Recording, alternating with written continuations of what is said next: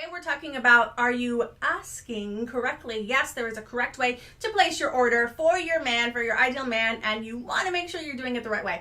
So I'm going to tell you a story first before we get into today's exercise. It's from a book called The Circle Maker by an author named Mark Batterson. I'm going to be looking to the side for a bit just because I have the notes on the story. I want to make sure I get it all correctly. So picture this. 1st century BC, there's a devastating drought threatening to destroy everyone alive. And there's this eccentric sage named Honi, and he is known for his ability to pray and make it rain. So Honi's like, okay, you guys, I got this. I'm going to end the drought. I'm going to make it happen. Let's go. So what he does is he takes a 6-foot staff and he begins to turn around and around in circles. Then he stands inside the big circle that he's drawn. He drops to his knees. He raises his hands to heaven and he calls down rain. He says, Lord of the universe, I swear before your great name that I will not move from this circle until you have shown mercy upon your children.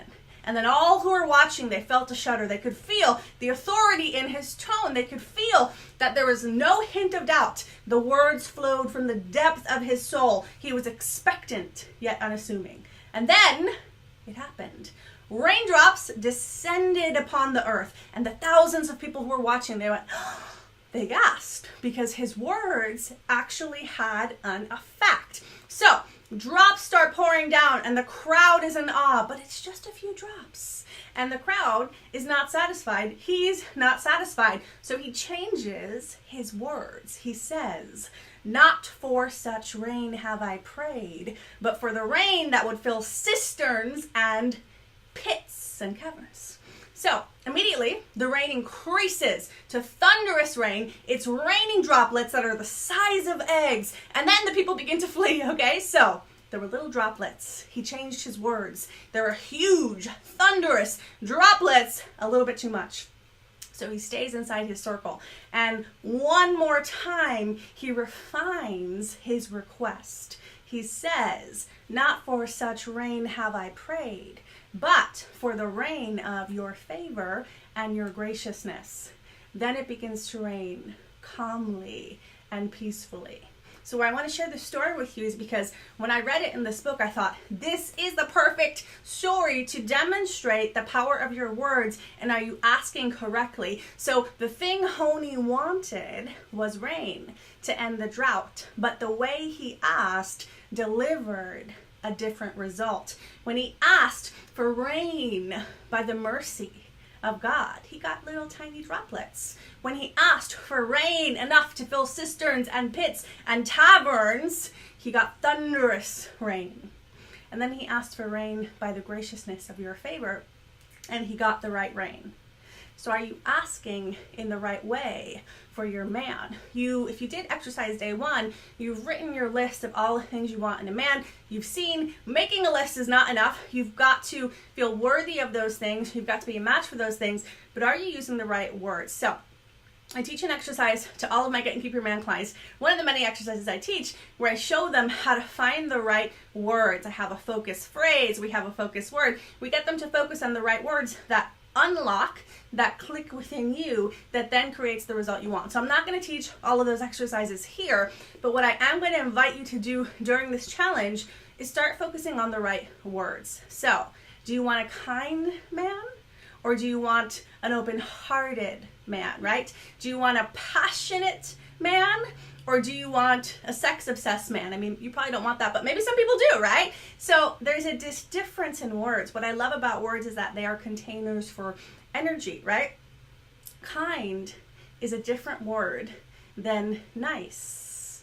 Irritated is a different word than enraged. So can you feel the difference in the qualities? If I was asking for an irritated man, I don't know why I would, but let's just roll with this. If I was asking for an irritated man, I might get a different man than if I was asking for an enraged man. So what words are you using to ask for your man, and are they specific enough to bring the energy of the man that you actually want to move forward? So where a lot of people get messed up with manifesting is I think it's about focusing on the qualities. I want a guy who's 6 feet tall and makes more than 6 figures a year, and he's this and he's that and he's blah, blah, blah.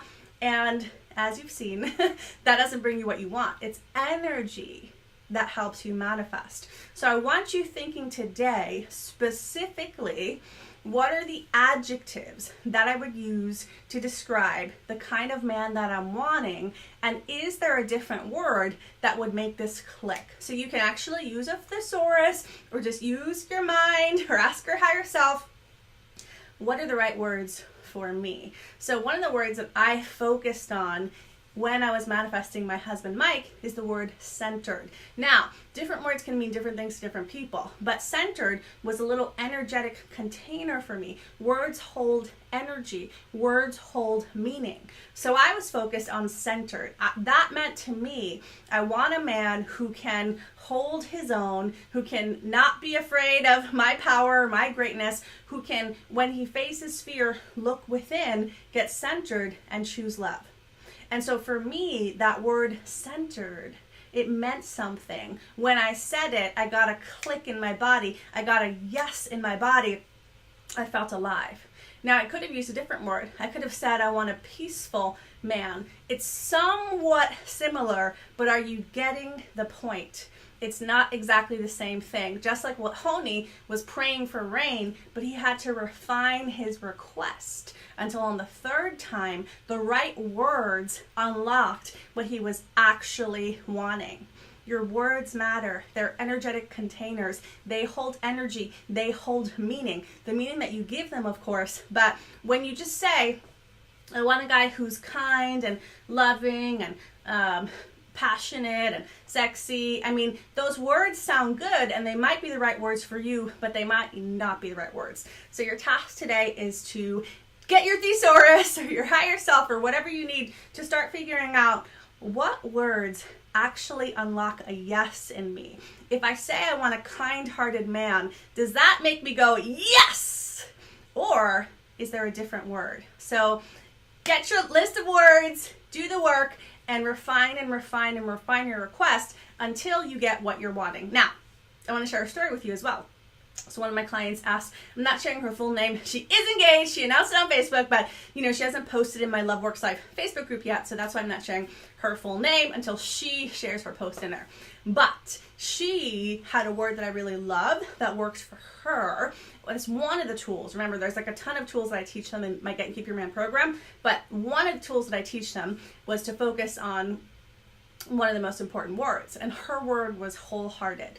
And to her, that meant a lot. So remember, one word, it might not mean something to you, but it means something to the other person. Her word was wholehearted.